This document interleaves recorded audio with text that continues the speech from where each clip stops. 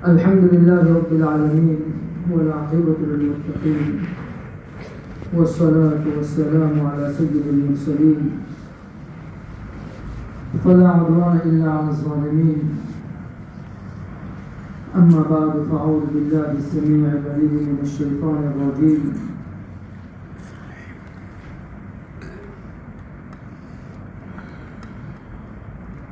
ألا إن أولياء الله لا خوف عليهم ولا هم يحزنون الذين آمنوا وكانوا يتقون لهم البشرى في الحياة الدنيا وفي الآخرة. وقال النبي صلى الله عليه وسلم يقول الله عز وجل من عادى لي وليا فقد آذنته بالحرب. وقال أيضا مثل الذي يذكر ربه والذي لا يذكر كمثل الحي والميت أو كما قال رسول الله صلى الله عليه وسلم وصدق رسول الله صلى الله عليه وسلم.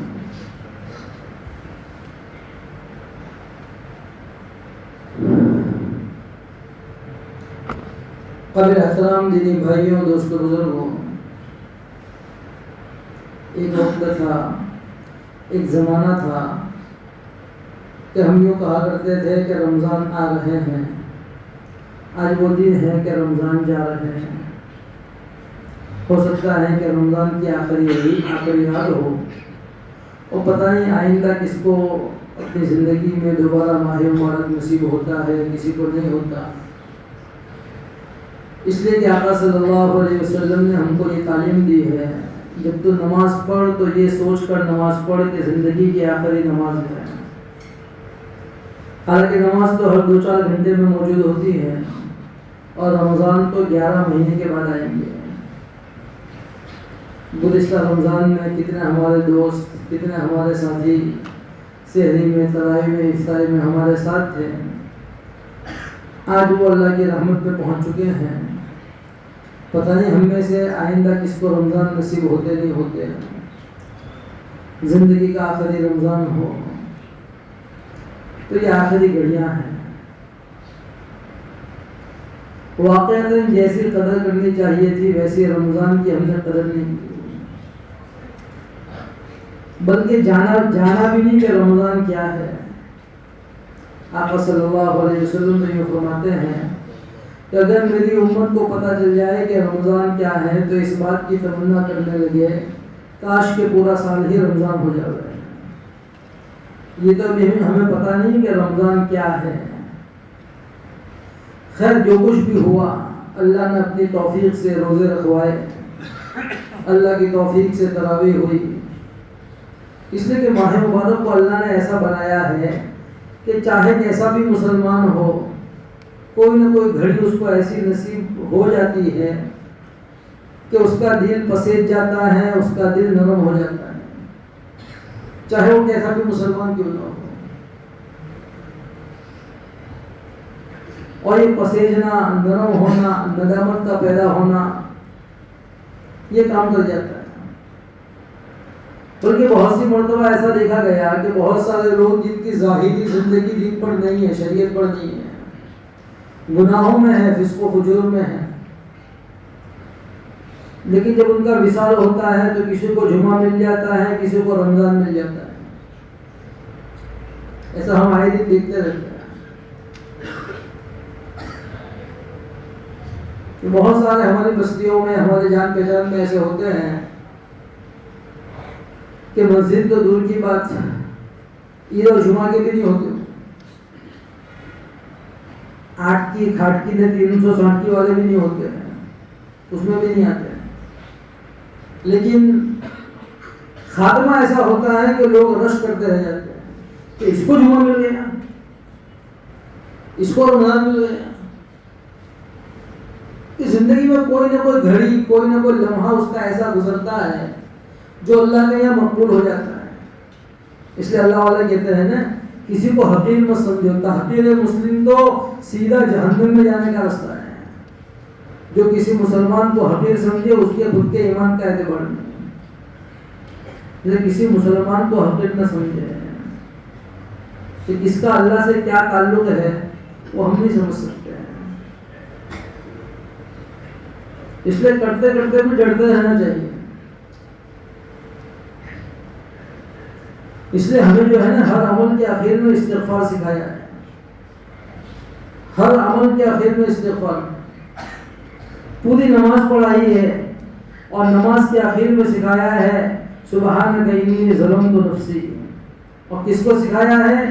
ابوبکر صدیق کو سکھایا ہے جو نبیوں کے بعد سب سے افضل ہے، اور اس کو حضور کہہ رہے ہیں جب تو نماز پڑھے تو آخر میں یہ دعا پڑھ لیا کر اللہم انی ظلمت نفسی ظلما کثیرا، کہ اللہ میں نے اپنے اوپر ظلم کیا۔ حالانکہ نماز پڑھی، سب سے بڑا فریضہ ادا کیا ہے، لیکن کیا کہہ رہے ہیں کہ میں نے اپنے اوپر ظلم کیا کہ نماز کا حق ادا نہیں ہوا، جیسی پڑھنی چاہیے تھی ویسے نہیں پڑھ سکا۔ استغفار نماز کے آخر میں۔ دن بھر بھوکا رہا ہے، پیاسا رہا ہے، روزے جیسی اہم عبادت جس کے بارے میں اللہ فرماتے ہیں الصوم لی وانا اجزا بہ، روزہ میرے لیے ہے اور روزے کے بدلے میں خود اپنے آپ کو دے دیتا ہوں۔ کہ وہ روزہ ہے لیکن افطار سے پہلے کہلوایا یا واسی الفضل اغفر لی، اے وسیع فضل والے میری مغفرت فرما۔ استغفار۔ سید الانبیاء والمرسلین صلی اللہ علیہ وسلم کی زندگی، قسم خدا کی دنیا میں آپ سے بہتر کسی کی زندگی نہیں ہو سکتی ہے۔ تو ہو سکتا ہے حضور سے بڑھ کر کوئی؟ جب نبیوں میں کوئی نہیں ہو سکتا تو ہمہ شمار کا تو کیا شمار۔ لیکن آخری صورت نازل ہو رہی ہے اذا جاء نصر اللہ والفتح، اس میں کہا جا رہا ہے فسبح بحمد ربک واستغفر، کہ آپ بھی استغفار کیجیے۔ تو ہر عمل کے آخر میں ہم کو استغفار سکھایا ہے، اور استغفار کے بے شمار فائدے ہیں۔ اس میں عمل کرنے کے بعد جو استغفار ہے، صحابہ کی رات کا نقشہ قرآن نے کھینچا، کانوا قلیلا من اللیل ما یہجعون، رات میں بہت تھوڑا سوتے ہیں، رات اللہ کی عبادت میں گزارتے ہیں، آدھی رات، ایک تہائی رات، دو تہائی رات کھڑے ہو کر اللہ کے سامنے نماز میں قرآن پڑھتے ہیں، لیکن پھر وبالاسحار هم یستغفرون، صبح ہوتے ہوتے استغفار کرتے ہیں۔ ہمارے حضرت رحمۃ اللہ علیہ واقعہ سنایا کرتے تھے خواجہ حسن بصری رحمۃ اللہ علیہ کا، کہ جب عشاء کی نماز ہو جاتی تو حضرت اپنی چھت پہ تشریف لے جاتے اور رات بھر تہجد پڑھتے، اور آخری رات میں اتنا روتے کہ آپ کے آنسو پڑنارے سے نیچے ٹپکتے تھے، کہ رات اللہ کی عبادت میں گزاری ہے۔ اور اس کے بعد پھر استغفار، تو عبادت کے بعد استغفار ہونا چاہیے۔ حضرت اکثر فرماتے تھے نخیر راتوں میں دو کیفیت ہونی چاہیے، ایک استغفار کی اور دوسری شکر کی، کہ جو ہوا اس پر اللہ کا شکر ادا کرے کہ اللہ تیری توفیق سے ہوا۔ اگر یہ نہیں ہوگا نا تو عجب اور گھمنڈ کا آدمی شکار بنے گا کہ میں نے تو 10 قرآن پورے کر ڈالے، اور میں نے ثواب یوں کر لیا، اور میں نے یوں کر لیا، اور میں نے اتنی عبادت کر لی، اور میں نے اتنا صدقہ خیرات کر لیا، کہ اعمال کے کرنے کے بعد عجب پیدا ہوگا، یہ سارے اعمال کو ضائع کروا دے گا۔ اور جب استغفار ہوگا اور شکر ہوگا تو بندہ تکبر سے، عجب سے بچ جائے گا، گھمنڈ سے، کبریائی سے بچ جائے گا۔ اس لیے استغفار کی کیفیت ہونی چاہیے۔ دو فائدے حضرت بیان کرتے تھے کہ ایک تو اعمال میں جو کمی ہوئی اس کمی کو معاف کر کے پورا عمل لکھ لیا جائے گا، کہ استغفار اعمال کی کمی کو دور کرتا ہے، اور دوسرا اس عمل سے ہونے والے تکبر کو اللہ تعالیٰ مٹا دیتے ہیں۔ ہمارے بزرگوں میں ایک بزرگ گزرے ہیں حضرت حافظ پٹیل صاحب رحمۃ اللہ علیہ، پورا انہوں نے نام سنا ہوگا، ہمارے گجرات کے ہی تھے، پورے یورپ کے ذمہ دار تھے۔ حضرت کے مدرسے میں ہم لوگ پڑھتے تھے، حضرت تشریف لاتے تھے تو بلا بلا کے نصیحتیں کرتے تھے، روزانہ بیان تو ہوتا ہی تھا، فجر کے بعد ایک ایک کلاس کو الگ الگ بلاتے تھے، اور ان کے درجے کے اعتبار سے نصیحت کرتے تھے. تو جو بڑی کلاس کے جو بچے ہوتے ہیں جو قرآن حدیث پڑھنے والے ان کو حضرت یہ فرماتے تھے کہ بھائی علم کے ذریعے بھی تکبر پیدا ہوتا ہے. تو 3 چیزیں ہمارے پاس ہے, ایک علم ہے, ایک عبادت ہے اور ایک دعوت ہے. علم اللہ کی صفت ہے, عبادت اللہ کی جاتی ہے, دعوت اللہ کی طرف دی جاتی ہے. تینوں کی نسبت اللہ کی طرف ہے اور اللہ بڑے ہیں, سب بڑوں کے بڑے ہیں. ان تینوں چیزوں کا کنیکشن اللہ کے ساتھ ہے اور اللہ بڑے ہیں تو ان تینوں کام کرنے والوں کے اندر غیر محسوس طریقے سے کبریائی اور تکبر آئی جاتا ہے. علم کے ذریعے سے بھی تکبر آتا ہے, عبادت کے راستے سے بھی تکبر آتا ہے اور دعوت کے راستے سے بھی تکبر آتا ہے. پھر حضرت یہ فرماتے تھے ان تینوں کے تکبر کو توڑنے کے لیے ہمارے بزرگوں نے ساتھ میں خدمت کو لگایا ہے کہ آدمی اپنے آپ کو خادمانہ چلائے, اپنے اندر خدمت کا جذبہ پیدا کرے تو علم سے ہونے والا تکبر نکل جائے گا, عبادت کا تکبر اور جو ہے دعوت کے ذریعے پیدا ہونے والا تکبر نکل جائے گا کہ آدمی خادم بن کے چلے کہ ہر ایک کی خدمت کرے. یہ خدمت کا جذبہ ہونا چاہیے. نبی علیہ الصلوۃ والسلام کی زندگی اٹھا کر دیکھیے, جب پہلی وحی نازل ہوئی حضور علیہ الصلوۃ والسلام گھر تشریف لائے, اماں خدیجہ سے کہنے لگے چادر اڑا دو, مجھے تو اپنی جان کا خطرہ ہے. اس لیے کہ جبرائیل نے دبوچا تھا, وحی نازل ہوئی نا تو جبرائیل غار ہرا میں آئے اور کہا پڑھیے اقرا, تو کہا میں پڑھنا نہیں جانتا. تو جبرائیل نے حضور کو گلے لگایا اور بھیجا, دبوچا. حضور فرماتے ہیں حتی بلغ منی الجہد کہ میری تو ہمت جواب دے گئی. اب جبرائیل کا دبوچنا, قوم لوط کو تو جو ہے نا ایک انگلی پہ اٹھا کے پٹک دیا تھا پوری بستی کو, اور وہ 2 ہاتھ سے پیچھے تو کیا حال ہوا ہوگا. تو حضور کہتے ہیں کہ میری ہمت جواب دے گئی, اور ایسا 3 مرتبہ ہوا. پھر جبرائیل نے کہا پڑھیے, کہ مجھے پڑھنا نہیں آتا, پھر پکڑ کے بھیجا. تو یہ واقعہ پیش آیا, وہی نازل ہوئی, حضور گھر پہنچے اور کہنے لگے چادر اڑا دو, مجھے اپنی جان کا خطرہ ہے. تو اماں خدیجہ رضی اللہ تعالیٰ عنہ نے حضور کو تسلی دی, اور تسلی میں کیا کہا معلوم؟ اماں خدیجہ نے تسلی میں کیا کہا, آپ تو مہمان نوازی کرتے ہیں, آپ تو مسافروں کی خدمت کرتے ہیں, آپ تو مصیبت زدوں کا ساتھ دیتے ہیں, آپ تو حالات کے ماروں کا سہارا بنتے ہیں.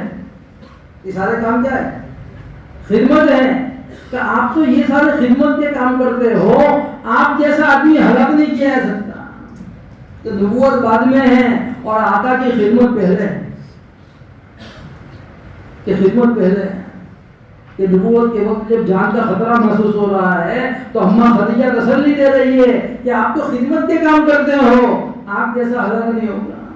مکہ والوں کی تکلیفوں سے پریشان ہو کر ابو بکر ہجرت کر کے چلے گئے, مکہ چھوڑ کے چلے گئے. راستے میں حضرت کا ایک سردار ملا, ابن الجغنہ, کہنے لگے ابو بکر کہاں جا رہے ہیں؟ کہ میری قوم مجھے مکے میں رہنے نہیں دیتی.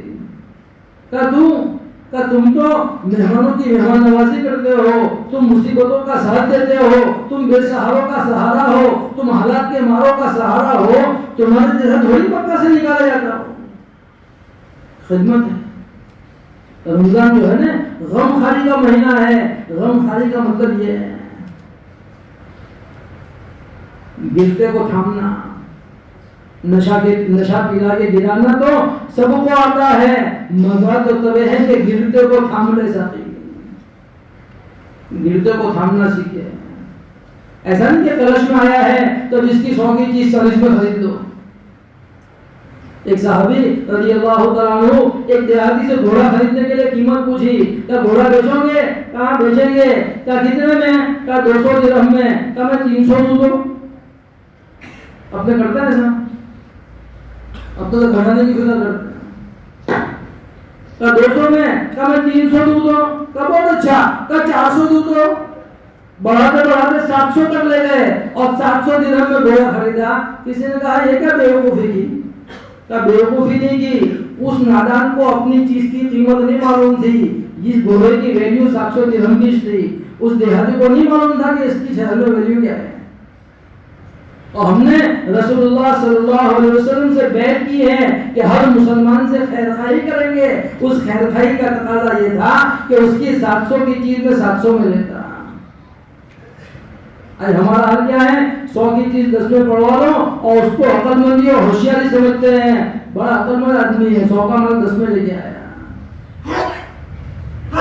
اور پھر ہمارے جملے ہیں کلش میں آیا ہے گھر والا ہی کبھی حالت میں ہے بیچارہ، اپنی 100 کی چیز 50 میں لے جائے گا تو 25 میں پڑوا لو. یہ مسلمان کے کام نہیں ہے. مسلمان خیر خواہانہ زندگی گزارتا ہے کہ خیر خواہی کہ جس ہر ایک کو اس کا حق دینا. خیر رمضان کی آخری راتیں ہیں، ان راتوں میں استغفار کثرت سے ہونا چاہیے. ویسے بھی استغفار کے بے شمار فائدے ہیں کہ آدمی کو چلتے پھرتے اٹھتے بیٹھتے ہمیشہ استغفار کرتے رہنا چاہیے. رب اغفر لی، اللہم اغفر لی پڑھتے رہنا چاہیے. اس کے ذریعے سے زندگیوں میں برکت آتی ہے. استغفار روزی کو کھینچ کے لاتا ہے. استغفار روزی کے لیے ایسا ہے جیسے لوہے کے لیے لوچمبک ہے. لوچمبک ہوتا ہے نا، وہ لوکھن کو کھینچتا ہے، تو استغفار روزی کو کھینچ کے لاتا ہے. حدیث پاک میں نبی علیہ الصلوۃ والسلام نے فرمایا من لزم الاستغفار جعل اللہ له من كل ضيق مخرجا. جو استغفار کو لازم پکڑتا ہے اللہ ہر تنگی سے راستہ نکال دیتے ہیں، چاہے وہ دنیا کی تنگی ہو یا آخرت کی تنگی ہو. ومن كل هم فرجا، اور ہر ٹینشن سے اس کو راحت عطا فرماتے ہیں، دنیا کے غموں سے بھی اور آخرت کے غموں سے بھی. اور آگے فرمایا وَيَرْزُقْهُ مِنْ حَيْثُ لَا يَحْتَسِبُ، اور ایسی جگہ سے روزی دیتے ہیں کہ اس کو گمان بھی نہیں ہوتا. استغفار کی برکت سے روزی ملتی ہے. تو استغفار کی کثرت چلتے پھرتے اٹھتے بیٹھتے آدمی کو رب اغفر لی کہتے رہنا چاہیے. حدیث میں یہ فرمایا جب آسمان پہ نظر پڑے اور بندہ سچے دل سے 3 مرتبہ کہہ لے اے اللہ معاف کر دے، اے اللہ معاف کر دے، اے اللہ معاف کر دے، تو اللہ اس کو معاف کر دیتے ہیں چاہے اس کے گناہ سمندر کے جھاگ کے برابر کیوں نہ ہو. رات کو سوتے وقت بستر پر لیٹتے لیٹتے یوں کہہ دے اے اللہ معاف کر دے، اللہ معاف کر دے، اللہ معاف کر دے، تو اللہ اس کے گناہوں کو معاف کر دیتا ہے. استغفار کی کثرت کرنی چاہیے. اور دوسرا جو ہوا اس پر شکر کرنا چاہیے. جب بندہ شکر کرتا ہے نا تو اللہ بھی شکور ہے. اللہ کی ایک صفت شکور ہے، اللہ بڑے شکر گزار ہیں. اللہ بندے کی ذرا سی نیکی کو احد پہاڑ کے برابر کر دیتے ہیں. ہے تھوڑی سی نیکی اللہ بڑھاتا ہے اس کو. ایک سبحان اللہ احد پہاڑ سے بڑھ کر ہے. بندہ جب ایک سبحان اللہ کہتا ہے جنت میں درخت لگتا ہے، اتنا بڑا درخت لگتا ہے کہ 500 سال تیز رفتار سواری بھاگتے رہے اس درخت کا سایہ ختم نہیں ہوگا. ایک سبحان اللہ اتنا بڑا درخت لگاتا ہے. تو اللہ شکور ہے. جب بندہ یوں کہتا ہے کہ میں نے یوں کیا، میں نے یوں کیا اور میں نے یوں کیا، جب استغفار اور شکر نہیں ہوتا تو زبان کے بول یہ ہوتے ہیں کہ میں نے یوں کیا، تو اللہ کہتے ہیں تو نے کیا کیا؟ زندگی ہم نے دی، تندرستی ہم نے دی، قوت طاقت ہم نے دی، عمل کے کرنے کی توفیق ہم نے دی، نیک ہدایت ہم نے دی، تو نے کیا کیا؟ یہ سب اللہ کا دیا ہوا. اللہ توفیق نہیں دیتے تو ہم کیا کر سکتے تھے؟ ہم سے زیادہ صلاحیت والے بستیوں میں ہیں. تو دنیا میں 5 دن اور 10 دن بھوکے رہنے والے موجود ہیں. وہ چوپڑا ہے نا Guinness book of world record, جانتے کہ نہیں سن والے دنیا کے عجائبات کا ایک چوپڑا ہے جس میں لوگ نام لکھوانے کے لیے پتہ نہیں کیا کیا کرتے ہیں کہ گینیز بک میں نام آ جائے. تو اس میں نام لکھوانے کے لیے کوئی بھوکا رہتا ہے، کوئی پیاسا رہتا ہے، کوئی بال نہیں کٹواتا، کوئی ناخن نہیں کٹواتا ہے، طرح طرح کے کام انجام دیتے ہیں. تو اس میں نام لکھوانے کے لیے ہفتوں لوگ بھوکے رہتے ہیں. تو ان میں صلاحیت ہے بھوکا رہنے کی، لیکن روزہ رکھنے کی توفیق نہیں ہوتی. یہ تو اللہ نے توفیق دی ہے تو 14-15 گھنٹے بھوکے پیاسے رہے ہیں. اللہ توفیق نہیں دیتا تھوڑی ہو سکتا تھا. اللہ کی توفیق ہے تو شکر گزاری ہونی چاہیے. شکر گزار بندے سے اللہ بہت خوش ہوتے ہیں. داؤد علیہ الصلوۃ والسلام ان کے گھر والوں کو اللہ نے حکم دیا اعملوا آل داؤد شکرا، اے داؤد کے گھر والوں شکر کا عمل کرو. ایک مرتبہ داؤد علیہ السلام کہنے لگے باری تعالیٰ میں تو چاہ کر بھی تیرا شکریہ ادا نہیں کر سکتا، میں تو چاہوں نا تب بھی تیرا شکریہ ادا نہیں کر سکتا. اللہ نے سب کچھ جانتے ہوئے پوچھا کہ داؤد وہ کیسے؟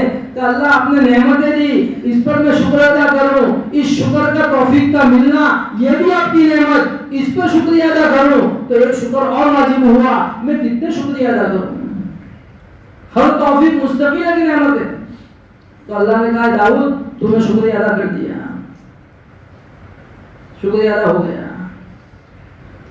بندہ جب یوں کہتا ہے نا کہ اللہ تیری توفیق سے ہوا، میں نے کچھ نہیں کیا، تو اللہ کہتا ہے میرے بندے بھوکا تو رہا، پیاسا تو رہا، 20 رکعت تراویح میں کھڑے کھڑے پیر تیرے تھکے، راتوں کو تو جاگا.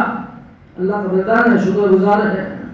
اس لیے شکر کی کیفیت ہونی چاہیے کہ جو کچھ بھی ہوا اللہ کے شکر سے ہوا، اور استغفار کی کیفیت ہونی چاہیے تو اللہ قبول کر لیتے ہیں. پھر اللہ کے یہاں تھوڑا اور زیادہ نہیں دیکھا جاتا، اللہ کے یہاں تو کیفیت دیکھی جاتی ہے، کمیت نہیں، کوانٹٹی کوالٹی دیکھی جاتی ہے کہ تھوڑا ہو لیکن اچھا ہو تو اللہ قبول کر لیتے ہیں. اور دوسرا رمضان کے آخری اوقات چل رہے ہیں، آخری گھڑیاں چل رہی ہیں، کہیں ایسا نہ ہو کہ رمضان ختم ہوتے ہی ہماری مسلمانی بھی ختم ہو جائے. میرے دوستو ہم رمضانی مسلمان نہ بنے، ہم تو ربانی مسلمان بنے. رمضان ایک مہینے کے لیے ہے، رب تو ہمیشہ سے ہے، ہمیشہ رہیں گے. ایسا نہیں کہ ایک چاند دیکھ کر مسجدیں بھر گئی اور دوسرا چاند دیکھ کر مسجدیں خالی ہو گئی، ایسا نہیں ہونا چاہیے.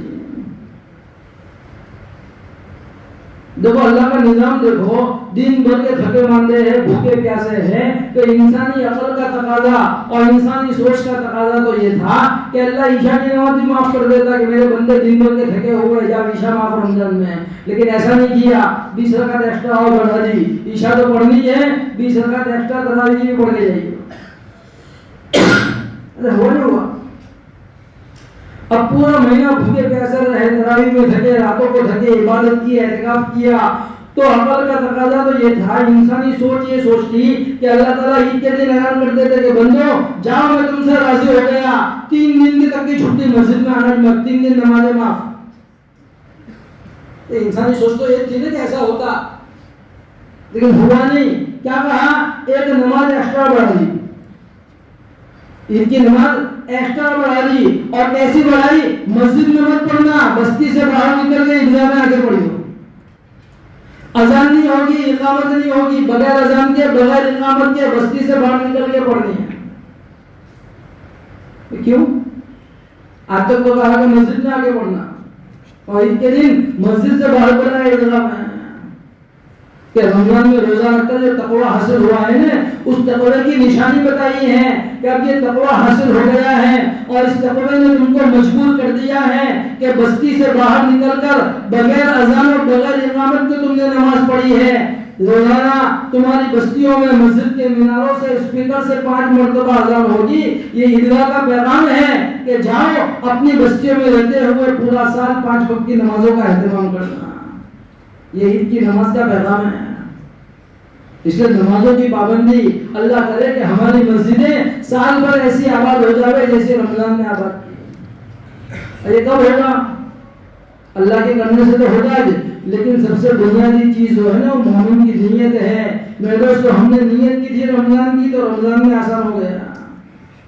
اس لیے ابھی سے نیت کر لو کہ ہم رمضانی مسلمان نہیں ہیں، ہم تو ربانی مسلمان ہیں.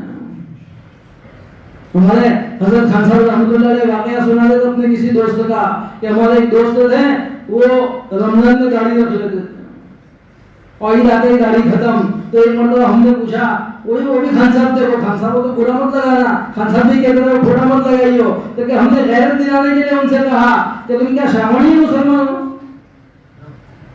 تو شراوانی مسلمان ہو کہ شراون آیا تو بھائی دھرم تو ہو گیا ہی کہ رمضان آیا تو داڑھی بڑھا لی اور عید آیا تو داڑھی چلی گئی. تو ایسے شراوانی مسلمان نہیں بنے، رمضانی مسلمان نہیں بنے، ربانی مسلمان بنے. ایک بہت بڑے بزرگ حافظ ابن قیم جوزی رحمۃ اللہ علیہ اپنے زمانے کے مسلمانوں سے کہا کرتے تھے عید کے دن، وہ کہتے تھے من کان یعبد رمضان فإن رمضان قد فات، کہ جو رمضان کی عبادت کرتا تھا تو رمضان تو گزر چکے ہیں، ومن کان یعبد الرحمن فإن الرحمن حی لا یموت، جو رحمان کا بندہ ہے تو رحمان زندہ ہے، اس کو موت نہیں آئے گی، تو رحمان کے بندے ہمیشہ رحمان کی عبادت کرتے ہیں۔ تو ہم رمضان کے بندے نہ بنے، ہم رحمان کے بندے بنے۔ اللہ کرے کہ رمضان کے بعد بھی ہماری زندگی رمضان جیسی ہو۔ دیکھو رمضان گزرا ہے، رمضان میں زندگی اللہ کی مرضی والی گزاری ہے، اللہ نے عید کی خوشیاں عطا فرمائی ہے۔ آقا صلی اللہ علیہ وسلم نے فرمایا للصائم فرحتان، فرحت عند الفطر وفرحت عند لقاء الرحمن، روزہ دار کو دو مرتبہ خوشی ہوتی ہے، ایک عید الفطر کے دن خوشی ہوتی ہے اور ایک رحمان کی ملاقات کے وقت خوشی ہوتی ہے۔ تو عید کی خوشیاں ہوتی ہیں نا، اللہ دنیا کے ہر مسلمان کو عید کی خوشی نصیب فرماوے۔ عید کی بھی خوشیاں ہیں، لیکن یہ کس کو ہوتی ہے؟ آپ ذرا معاشرے میں غور کرنا، جو روزے رکھتا ہے، نماز پڑھتا ہے، رمضان کی قدر کرتا ہے نا، اسی کو عید کی خوشی ہوتی ہے، اور جو رمضان کی قدر نہیں کرتا اس کو عید کی خوشی بھی نہیں ہوتی ہے۔ تو عید کی خوشیاں ہوتی ہیں کہ رمضان ایک مہینہ اللہ کی مرضی پہ گزارا ہے تو اللہ نے عید کی خوشیاں عطا فرمائی ہے۔ بتاؤ زندگی اللہ کی مرضی کے مطابق گزاریں گے تو اللہ کتنی خوشیاں دے گا۔ حضرت رحمۃ اللہ علیہ حضرت علی رضی اللہ عنہ کا قول سناتے تھے کہ مسلمان کی تو 4 عید ہے۔ تو مسلمان کی کتنی عید ہے؟ 4 عید ہیں، کا ایک عید الفطر ہے، عید الاضحیٰ، یہ دونوں عید تو ہے ہی ہے، جمعہ بھی ہفتے کی عید ہے۔ تو جمعہ کیا ہے؟ یہ بھی ہفتے کی عید ہے۔ اور تیسری عید کا تیری زندگی کا وہ دن جو تو نے گناہ سے بچتے بچتے گزار دیا، پورے دن میں کوئی گناہ نہیں کیا، کا وہ دن بھی عید سے کم نہیں ہے۔ زین العابدین رحمۃ اللہ علیہ فرماتے تھے کہ وہ دن جو تو نے بغیر گناہ کے گزار دیا، تیری زندگی کا وہ دن ایسا دن ہے، وہ دن ایسا ہے گویا کہ کسی نبی کی صحبت میں گزرا۔ نبیوں کی زندگی کا مقصد ہی تو یہ ہے کہ زندگی اطاعت والی ہو۔ تو گناہوں سے بچتے بچتے جو دن گزارا ہے وہ دن ایسا ہے جو کسی نبی کی صحبت میں گزرا ہو۔ اور اصل جو عید کا دن ہے وہ دن ہے جب تیرا خاتمہ ایمان پر ہو جائے، وہ اصل عید کا دن ہے کہ وہ عید شروع ہوگی نا، یہ دنیا کی عید تو دنیا کی ہر چیز فنا ہونے والی ہے، یہاں کی تو عید بھی فنا ہونے والی ہے۔ ایک دن عید ہے تو دوسرے دن باسی عید ہے، اور تیسرے دن پر باسی ہو جاتی ہے، اور ختم ہو جاتی ہے، باسی عید ہو گئی کہ عید بھی باسی ہو گئی۔ اور اگر خاتمہ ایمان پر ہو گیا تو پھر کیسی عید ہوگی؟ کہ وہ عید ایسی ہوگی کہ روزانہ ترقی کرتا رہے گا۔ آخرت کی نعمت میں کبھی کوئی کمی نہیں ہوگی، آخرت کی نعمتیں فنا ہونے والی نہیں ہیں، اس کو بقا ہے، ہمیشہ باقی رہے گی۔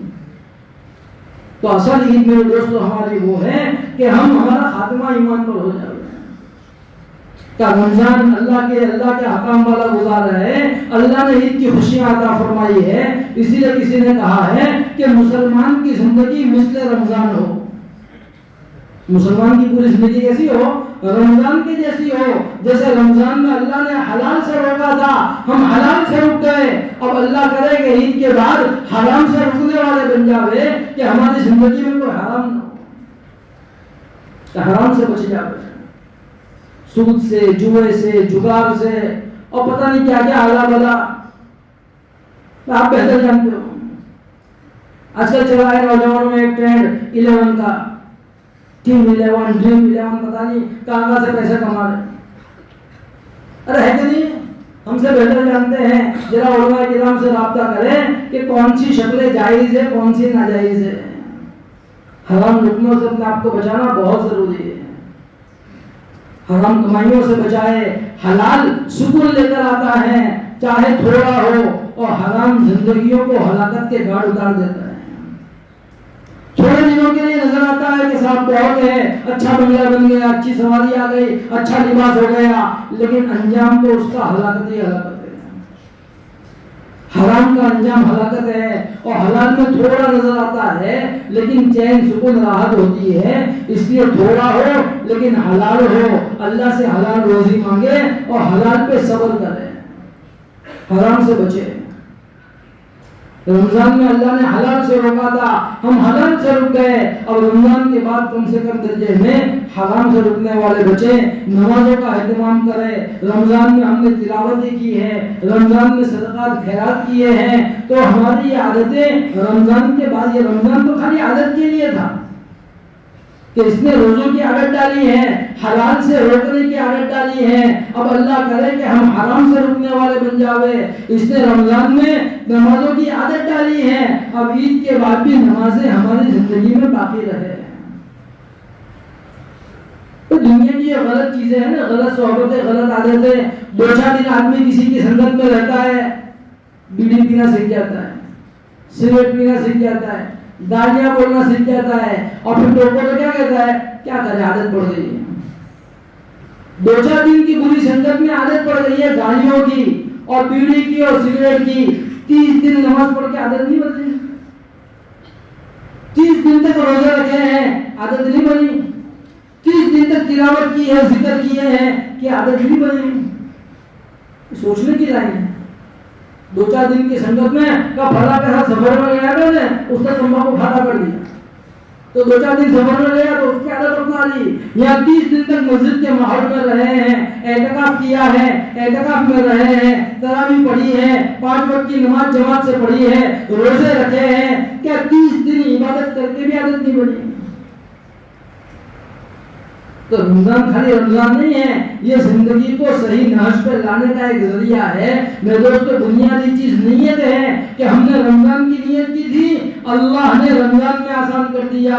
میرے دوستو، ہم رمضانی مسلمان نہ بنے، ربانی مسلمان، رحمانی مسلمان بنے اور زندگی بھر کی نیت کریں، اللہ زندگی بھر کے لیے آسان کر دیتے ہیں۔ بنیادی چیز نیت ہے۔ حضرت شیخ نے واقعہ لکھا ہے ایک بزرگ کا کہ ایک بزرگ نے خانہ کعبہ میں اعتکاف کیا 1 سال کا۔ تو کتنا اعتکاف کیا؟ ابھی ہم نے 10 دن کا کیا ہے، 10 میں سے بھی 8 ہوئے ہیں، لیکن تھک گئے۔ ارے تھکے یار، 10 دن سے غسل نہیں کیا ہے۔ 1 سال کا اعتکاف کیا اور اس کی کیفیت لکھی ہے، 1 سال تک نہ لیٹ کے سوئے، نہ دیوار کا سہارا لگایا، نہ 1 سال تک کسی سے بات چیت کی۔ 1 سال کا اعتکاف خانہ کعبہ میں، کسی سے بات چیت بھی نہیں، زمین پہ لیٹ کے بھی نہیں سوئے اور نہ کسی دیوار کا سہارا لیا۔ تو کسی نے بعد میں پوچھا کہ اتنی ہمت اور قوت اور طاقت کہاں سے آ گئی؟ 1 سال کا اعتکاف، وہ بھی ایسا کہ بات چیت بھی نہیں اور لیٹ کے سوئے بھی نہیں سال بھر، کہ اتنی ہمت کہاں سے آ گئی؟ تو انہوں نے کہا کہ اللہ نے میرے باطن کی قوت کو دیکھا تو میرے ظاہر کو طاقت دے دی، اندر دل کی نیت کو دیکھا، میری ارادے کی مضبوطی کو دیکھا کہ میرا مضبوط ارادہ تھا کہ میں ایسا عمل کروں گا، تو اللہ نے طاقت دے دی۔ میں دوستو، رمضان کے بعد کوئی 2 گھنٹے بھوکے پیسہ رہ کے بتائیے، ابھی 12 گھنٹے 14 گھنٹے ہم بھوکے پیاسے رہ رہے ہیں، یہ اللہ کی توفیق سے ہے، اللہ کی مدد سے ہے، لیکن بنیادی چیز ہماری نیت ہے۔ جس نے نیت کی اس نے روزہ رکھا، اور جس نے نیت نہیں کی اس کو رمضان میں بھی توفیق نہیں ہوئی۔ جس کی نیت کی اس نے 20 رکعت تراویح کھڑے ہو کے پڑھی، اور جس نے نیت نہیں کی اس کو اللہ معاف فرمائے، فرائض کی بھی توفیق نہیں ہوئی۔ اس لیے رمضان کے بعد کی نیت کریں کہ ہم رمضانی مسلمان نہیں ہیں، ہم تو رحمانی مسلمان ہیں اور مرتے دم تک کے مسلمان ہیں، تو رمضان کے بعد کی زندگی ہماری رمضان کے جیسی ہو، کہ ایسا نہیں کہ عید کے دن سے ہی غائب ہو جائے۔ اور عید میرے دوستو خوشی ہے، لیکن حضرت رحمت اللہ علیہ فرماتے تھے ہماری خوشی اتنی سستی نہیں ہے کہ رحمان کو ناراض کر دیا جائے، کہ اللہ تو کتنے خوش میں ہے اور اللہ کتنے موڈ میں ہے۔ عیدگاہ کے مجمع سے کیا کہہ رہے ہیں کہ میری جلال کی قسم، میری عزت کی قسم، میرے علو شان کی قسم، جاؤ بخشے بخشائے لوٹ جاؤ، میں کافروں کے سامنے تم کو رسوا و فضیحت نہیں کروں گا، اپنے آخرت کے معاملے میں جو مانگنا ہو مانگ لو میں دے دوں گا، اور دنیا کے بارے میں جو مانگو گے تو تمہاری مصلحت پہ نظر کروں گا. اللہ تو قسمیں کھا کھا کے عیدگاہ کے مجمع سے یوں کہہ رہا ہے، اور عیدگاہ کے دن مسلمانوں کا کیا حال ہے کہ پورے مہینے کی ایوریج عید کے دن ختم ہو جاتی ہے. بالکل کھلے ساڑھے کی طرح سارے گناہوں کے اڈے عید کے دن آباد ہو جاتے ہیں. کہ ہماری عید اتنی سستی نہیں ہے کہ اتنے راضی رب کو ناراض کر دیا جائے. کہ ہماری عید کی مثال تو کیسی ہے معلوم؟ جیسے ایک بیوی کا شوہر جو ہے نا بہت خوش ہو جاوے اور خوشی میں اپنے بیوی سے یوں کہے کہ مانگ کیا مانگتی ہے. شوہر خوش ہو کر اپنی بیوی سے یوں کہے کہ مانگ کیا مانگتی ہے، اور نادان یوں کہے کہ مجھے طلاق دے دے. وہ نادان کیا کہے کہ مجھے طلاق دے دے، تب شوہر راضی ہوگا کہ ناراض ہوگا؟ کہ اللہ تو اتنی رضامندی میں ہے اور اللہ اتنے جمال میں ہے اور اللہ اپنی عزت کی اور علو شان کی قسمیں کھا کھا کر مغفرت کے اعلان کر رہے ہیں اور فرشتوں کو مسافر کے لیے زمین پہ اتار رہے ہیں، اور ہمارا حال یہ ہے کہ ہم اللہ سے دور بھاگے جا رہے ہیں، مسجد میں آنے کی توفیق نہیں اور گناہوں کے اڈے آباد ہو رہے ہیں. تو کہاں کہاں جاتے ہو سب کہنے کی ضرورت نہیں، ہم کو معلوم ہے یہ مسلمانوں کے کام نہیں. اگر جانا ہی ہے تو روٹے ہوئے چاچا کے پاس جا، اس کو منا لے کہ اس کی ناراضگی جو ہے نا رمضان کی مغفرت عامہ سے رکاوٹ کا سبب بنی ہے. اگر جانا ہے روٹے ہوئے رشتہ داروں کے وہاں جاؤ، ان کے پیر پکڑ لو، ان سے معافی تلافی کر لو تاکہ دونوں کی مغفرت ہو جائے. عید کے دن جانا ہے نا تو یہاں جاؤ، یہ ہمارے جانے کے راستے ہیں. وہ پہاڑوں پہ سمندر کے کنارے، اور بہت سارے نادان تو کہتے بھی ہے کہ بھائی کو قید کر لیں لینے چلے. ایسا کہتا ہے مسلمان. تو شیطان کو ٹون ڈال کے پورا مہینہ سمندر میں ڈال دیا تھا نا. اب عید کے دن جاتے سب سمندر دریا کے کنارے گھومنے، کیا کہتے ہیں بھائی کا استقبال میں چلے. اور پھر بہت سارے نادان تو بہت لگتا ہے نا عید نہ تہوار میں اسپیشل. ہمارے 2-3 نادان بھائی لوگ ہیں، خان لوگ، وہ عید پہ اسپیشل لے کے آتے ہیں کہ عید کا تہوار میں اسپیشل. تو مسلمان سب سے زیادہ فیمس ہو جاتا ہے نمازوں کو چھوڑ کر. تو ایک مرتبہ ہم لوگ آ رہے تھے، راستے میں ایسا کوئی اڈا گزرا تو اچھے خاصے داڑھی والے کرتے پاجامے والے، اس میں جان پہچان والا بھی تھا. تو اس کو آتے میں فون کیا کہاں ہے تو فلاں جگہ میں. کیوں؟ کہ بھائی کو عیدی بنا ہے.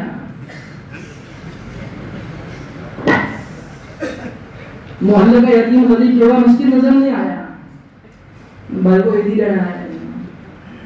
میرے دوستو یہ ہمارے مسلمانوں کے جینے کے طریقے نہیں. ایسا نہ ہو کہ رمضان جاتے ہی ہماری مسلمانی بھی ختم ہو جائے. وہ تو ایک مہینہ آرام کر کے تیار ہو کے آیا ہے ابلیس تو وہ لشکر کو لے کر، ہم کہیں اس کا شکار نہ بن جائے اور رمضان کی کرائی ساری نیکیاں ختم نہ ہو جاوے. اس لیے رمضان کے بعد کی بھی نیت کریں کہ ہم رحمانی مسلمان ہیں اور مرتے دم تک کے مسلمان ہیں.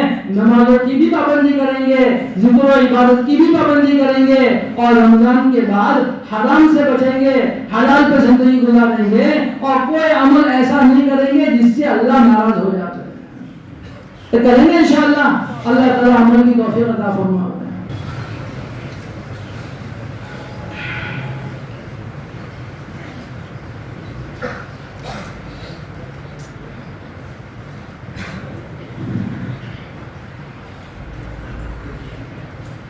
بسم اللہ الرحمن الرحیم. سبحان اللہ وبحمدہ سبحان اللہ العظیم. اللہ اکبر کبیرا والحمد للہ حمدا کثیرا. سبحان اللہ بکرۃ واصیلا. اللهم صل على سيدنا مولانا محمد وعلى آل سيدنا ومولانا محمد وبارك وسلم. اللهم إنا ندعوك الله وندعوك الرحمن وندعوك البر الرحيم وندعوك بأسمائك الحسنى كلها ما علمنا منها وما لم نعلم. لا إله إلا الله الحليم الكريم. سبحان الله رب العرش العظيم والحمد لله رب العالمين. نسألك موجبات رحمتك وعزائم مغفرتك والغنيمة من كل بر والسلامة من كل إثم والعصمة من كل ذنب. اللهم لا تدع لنا ذنبا إلا غفرته ولا هما إلا فرجته ولا كربا إلا نفسته ولا ضرا إلا كشفته ولا ضلالا إلا هديته ولا جهلا إلا علمته ولا غفلة ولا نسيانا إلا ذكرته ولا دينا إلا قضيته ولا مرضا إلا شفيته وعافيته ولا حاجة من حوائج الدنيا والآخرة هي لك رضا ولنا فيها صلاح إلا قضيتها ويسرتها يا أرحم الراحمين يا أكرم الأكرمين يا أول الأولين يا آخر الآخرين يا راحم الضعفاء والمساكين يا رب العالمين. ظلمنا أنفسنا وإن لم تغفر لنا وترحمنا لنكونن من الخاسرين. اللهم إنك عفو كريم تحب العفو فاعف عنا يا كريم. الہ العالمین بڑے گنہگار ہیں، بڑے سیاہکار ہیں، بڑے خطاکار ہیں، بڑے گندے ہیں، جیسے بھی ہے تیرے بندے ہیں. مالک معاف فرما دیں. آج تک کی زندگی تجھ کو بھول کر گزاری، تجھ سے غفلت میں گزاری، تیری نافرمانیوں میں گزاری. مالک زندگی کے ہر موڑ پر تیری رحیم و کریم ذات کو ہم بھولے رہے، لیکن تیری رحیم و کریم ذات کسی آن، کسی لمحہ، کسی گھڑی ہم کو نہیں بھولی. تیری نعمتیں اور رحمتیں بارش کے قطروں سے زیادہ ہم پر برستی رہی، اور ہم ناقدروں نے ہر نعمت کا مقابلہ ناقدری سے کیا، ناشکری سے کیا، نافرمانی سے کیا. مالک معاف فرما دیں، مالک معاف فرما دیں. ہم سے بڑھ کر گنہگار اس روئے زمین پر کوئی نہیں ہے. مالک دین کے اجالے میں، رات کے اندھیرے میں، جان کر انجان کر اور مجمع میں اور تنہائیوں میں خوب تیری نافرمانی کی ہیں. مالک خوب نافرمانیاں کی ہیں. مالک معاف فرما دیں. مالک تیرے در پہ آ کر اپنے گناہوں کی معافی کی بھیک مانگتے ہیں. مالک معاف فرما دیں، مالک معاف فرما دیں. بے شک یہ ہاتھ اس قابل نہیں کہ تیرے دربار میں پھیلائے جائیں، یہ زبان اس قابل نہیں کہ تجھ سے کچھ مانگا جائے، یہ بدن اس لائق نہیں کہ تیرے دربار میں لایا جائے. لیکن یہ مالک جائے تو کہاں جائے؟ تیرے علاوہ کون سا گھر ہے؟ تیرے علاوہ کون رب ہے؟ تیرے علاوہ کون داتا ہے؟ تیرے سوا کون دیتا ہے؟ مالک معاف فرما دے. مالک آپ کے لیے ہم سے بہتر لاکھوں بندے ہوں گے، لیکن ہمارا تو ایک تو ہی ہے. مالک تو ہی ہے. مالک تیرے سوا کوئی نہیں ہے. مالک تو معاف فرما دے. مالک آج تک جیے ہیں تیرے فضل سے جیے ہیں. مالک ہم تو تیرے فضل کے عادی ہو چکے ہیں. مالک تو فضل کا معاملہ کرے گا، ہم چھوٹ جائیں گے. تو عدل کرے گا، ہم لوٹ جائیں گے. مالک تیرے فضل کے عادی ہو چکے ہیں. مالک فضل کا معاملہ فرما. مالک فضل کا معاملہ فرما، یسر کا معاملہ فرما، سہولت کا معاملہ فرما، عفو کا معاملہ فرما، درگزر کا معاملہ فرما. مالک عفو کا، درگزر کا، معافی کا معاملہ فرما. مالک ہمارے گناہوں کے دفتروں پر معافی کا قلم پھیر دے. مالک تیرا کچھ بھی نہیں بگڑے گا. مالک تیرا کچھ بھی نہیں بگڑے گا. ہم بگڑوں کی بگڑی بن جاوے گی. اور مالک سنہری جالیوں میں تیرے محبوب خوش ہو جائیں گے.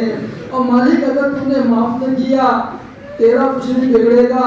ہم بگڑوں کی بگڑی بگڑ جائے گی. اور مالک سنہری جالیوں میں تیرے محبوب ناراض ہو جائیں گے. مالک ان کی رضا کی خاطر ہمیں معاف فرما دے.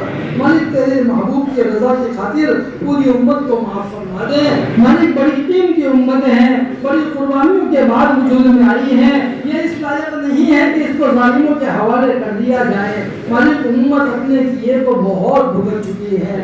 مالک امت اپنے کیے کو بہت بھگت چکی ہے. مالک اب تو امت پر سے اپنے قہر کی نظر کو ہٹا لو مالک، اور امت پر مہر کی نظر ڈال دو. اور امت کو بھی اسباب قہر و غضب کو چھوڑ کر اسباب رحم و مہر کو اختیار کرنے کی توفیق عطا فرما. مالک امت کو ایک اور نیک بنا دے. مالک امت کی کشتی بہاؤ میں پھنس چکی ہے. مالک دنیا کا باطل اس کو مٹانے پر تل چکا ہے. مالک امت کے حال پر رحم فرما. ایک زمانہ بیت گیا ذلت کے دن دیکھتے دیکھتے مالک عزت کے دن دکھا دے, مالک عزت کے دن دکھا دے. سر بلندی عطا فرما, سرخ روئی عطا فرما. مسلمانوں کا کھویا ہوا شان و رعب و دبدبہ مسلمانوں کو واپس لوٹا. مالک عزت کے فیصلے فرما, پوری دنیا کے مسلمانوں پر عزت کے فیصلے فرما. مالک پوری دنیا کے باطل کو نیست و نابود فرما. مالک پوری دونوں جہان میں اور پوری کائنات میں کوئی ہمارا حامی نہیں ہے, کوئی ہمارا ناصر نہیں ہے, کوئی ہمارا والی نہیں ہے, کوئی ہمارا غمخوار نہیں ہے, تیرے سوا کوئی ہمارا نہیں ہے. مالک تو بھی اپنی بارگاہ سے نکال دے گا تو پھر کیا ہوگا مالک؟ مالک تو بھی ہم کو اگر بھگا دے گا تو پھر کیا ہوگا؟ کہ زمین آسمان دونوں تو ہمارے دشمن ہیں. مالک زمین آسمان کے رہنے والے بھی ہمارے دشمن ہو چکے ہیں. مالک تیرا بندہ مناجات میں تجھ سے کہا کرتا تھا زمین آسمان دونوں دشمن ہوئے, اس زمانے میں کوئی ہمارا نہیں.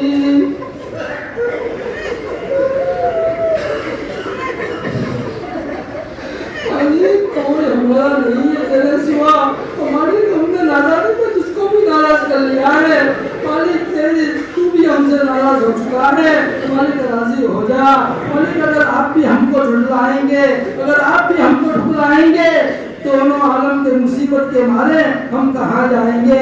مالک امت کی جھکتی ہوئی کشتی کو کنارے لگا دے. مالک امت کے ساتھ کیا کیا ظلم ہو رہا ہے, تیری کبھی نہ سونے والی آنکھوں نے سب کچھ دیکھا ہے.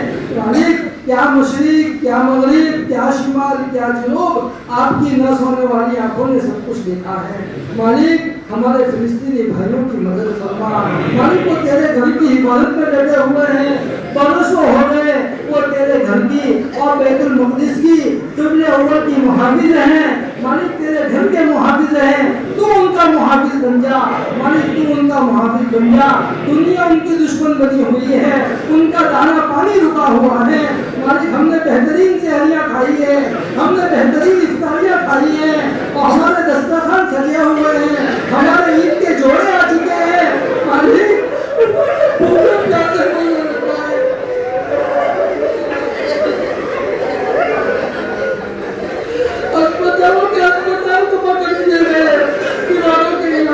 دوائیں نہیں ہے, ان کا کھانا پانی بند ہے.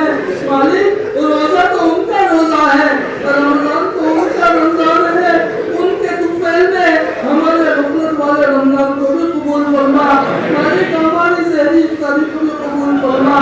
مالک ان بھائیوں کی مدد فرما, ان کو بھی عید کی خوشیاں نصیب فرما.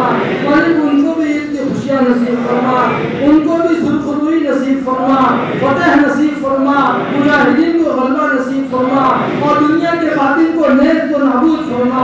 باطل کو نیست و نابود فرما. ان کی اسکیمیں ان کے خلاف کر دے, ان کے آپس میں توڑ ڈال دے.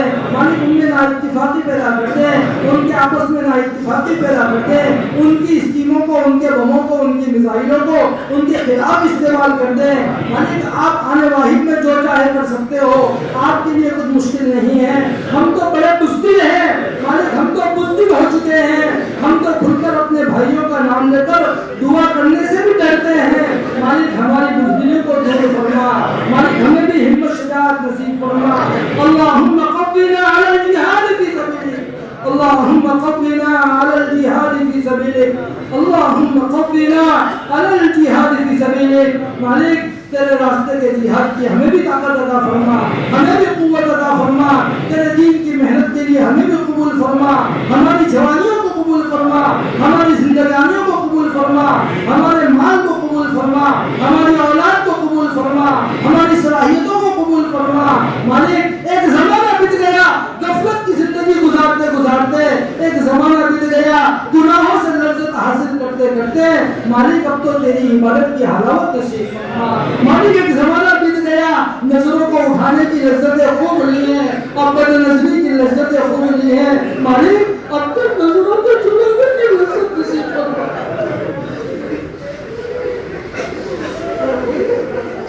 مالک گناہوں کی لذت حاصل کرتے کرتے ایک زمانہ بتا دیا, اب تو نیکیوں کی اور طاعت کی لذت نصیب فرما.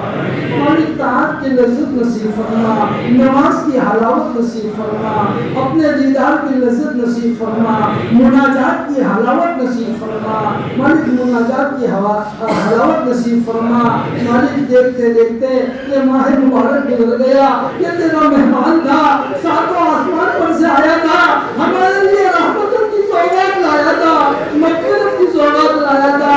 हम इसका स्वागत नहीं कर सके, हम इसका इस्तक़बाल नहीं कर सके, हम इसकी कदर नहीं कर सके। मालिक जो कुछ हुआ है टूटा फूटा तेरी तौफीक से हुआ है, तेरी हिदायत से हुआ है, तेरी ताकत और कुव्वत से हुआ है, हम कुछ नहीं कर सकते।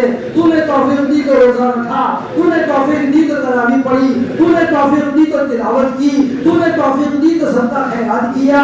मालिक अपनी बारगाह में कबूल फरमा, मालिक कबूल फरमा, मालिक कबूल फरमा। अगर आपने कबूल कर लिया तो मेरा पार है, वरना हमारे हिस्से में भूख और प्यास के सिवा कुछ नहीं।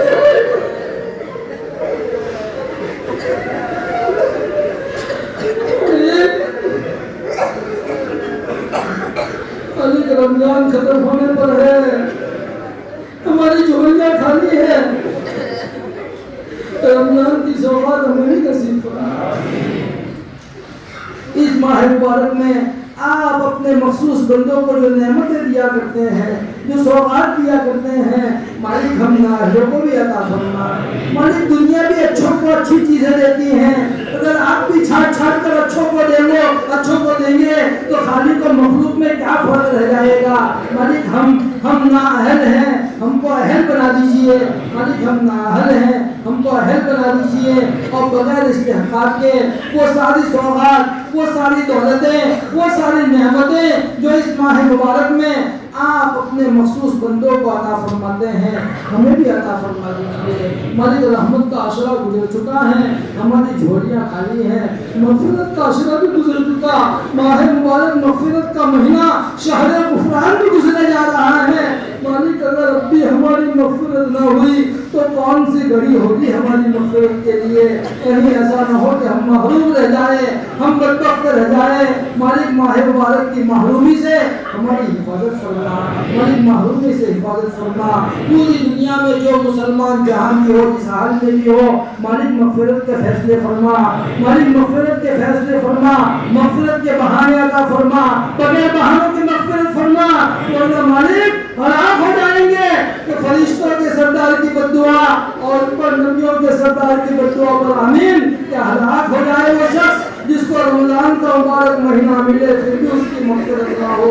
मालिक इस बद्दुआ का मुस्तहिक बनने से हमारी हिफाजत फरमा, हमारी हिफाजत फरमा, हमारी मग़फ़िरत का सामान फरमा। मालिक रमजान जाया चाहता है, थोड़ी सी घड़ियाँ बची हैं, मालिक इसकी कदरदानी करने की तौफ़ीक़ अता फरमा, इसकी कदरदानी की तौफ़ीक़ अता फरमा, इसके अनवारात अता फरमा, इसके बरक़ात अता फरमा। मालिक माह मुबारक गुजर गया और पता नहीं कितने माह मुबारक हमारी ज़िंदगी से गुजर गए, और पता नहीं किसकी ज़िंदगी का आखिरी माह मुबारक हो। मालिक इस माह मुबारक को ज़िंदगी में तक़वे के आने का ज़रिया बना, हिदायत का ज़रिया बना, मग़फ़िरत का सामान बना। मालिक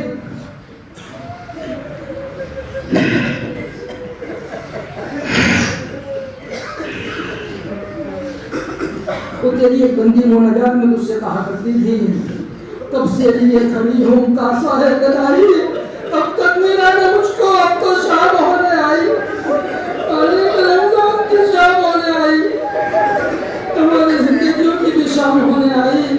मालिक हमारी झोलियाँ खाली हैं, मालिक हमारी झोलियों को भर दे, हमें भी नवाजने के फैसले फरमा दे। मालिक आप तो मांगने वालों से राजी होते हो, न मांगने वालों से नाराज होते हो। ये अलग बात है कि हमें मांगना नहीं आता, आपको नवाजना बहुत आता है। आपने नवाजने का इरादा किया, नबी के चचा का कलेजा चबाने वाली हिंदा को रज़ियल्लाहु अन्हा बना दिया, वाशी को सहाबी रसूल बना दिया। आपने जुनैद को अखाड़ों से निकाला, वलियों का इमाम बनाया, हबीब अजमी को सूदखोरों से निकाला, वली विलायत का ताज पहनाया। आपने बिश्र हबी को, मालिक बिन दीनार को शराब खानों से निकाला और वलियों का सरदार बनाया।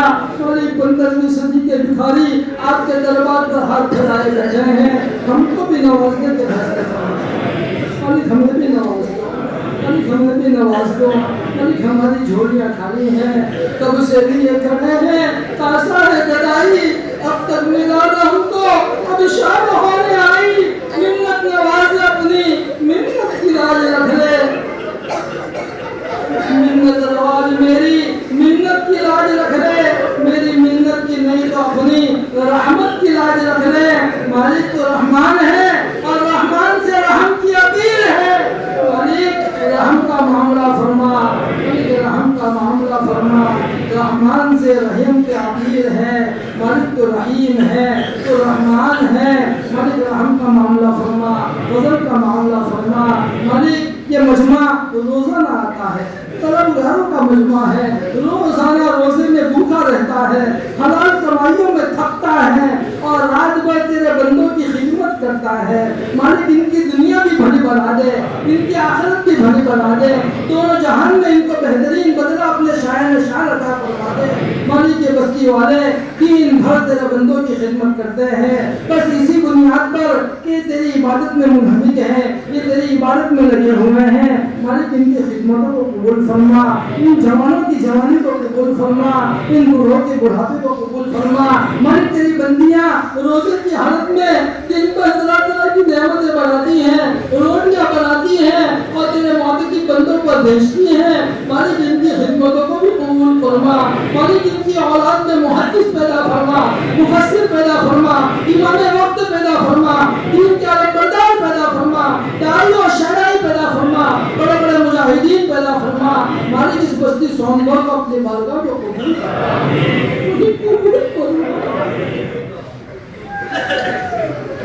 مالک یہ سلسلہ تو نے لگایا ہے، یہ باب تو نے لگایا ہے، قیامت تک پھولتا رہے پھیلتا رہے، ایسے فیصلے فرما، ایسے اسباب مہیا فرما اور ان لگانے والے بزرگوں کو اپنی بارگاہ میں قبول فرما، مالک وہ تیرے بندے تیری رحمت میں آ چکے ہیں،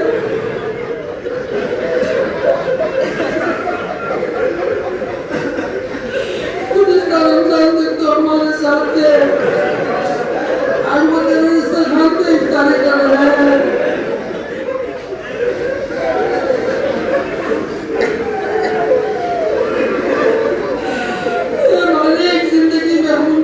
نہ سکے اور زندگی میں ہم ان کی قدر نہ کر سکے، مالک ان کے روحانی فیض سے ہم کو محروم نہ فرما، ان کی توجہات باطنی ہم پر جاری فرما، ان کا روحانی فیض ہم پر جاری فرما، ان کی قبروں کو جنت کا باغ بنا، ان کے رحم ان کے قبروں پر اپنے خصوصی رحمت نازل فرما،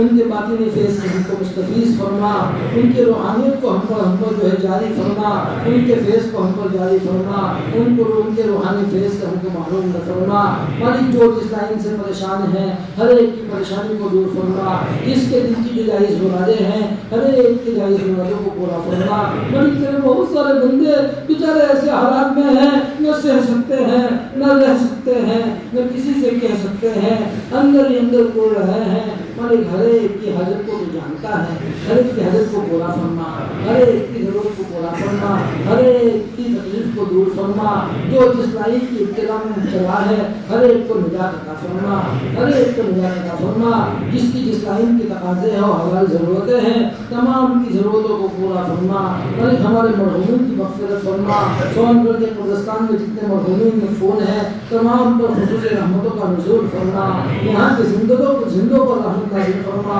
مردوں پر رحمت نازل فرما، مالک ہماری دعا کو اپنے فضل و کرم سے حضور پاک صلی اللہ علیہ وسلم کے وسیلے سے قبول فرما، قبول فرما، قبول فرما، آمین آمین آمین یا رب العالمین بحرمت سید المرسلین صلی اللہ علیہ وسلم، سبحان ربک رب العزة عما یصفون وسلام علی المرسلین والحمد للہ رب العالمین برحمتک یا ارحم الراحمین۔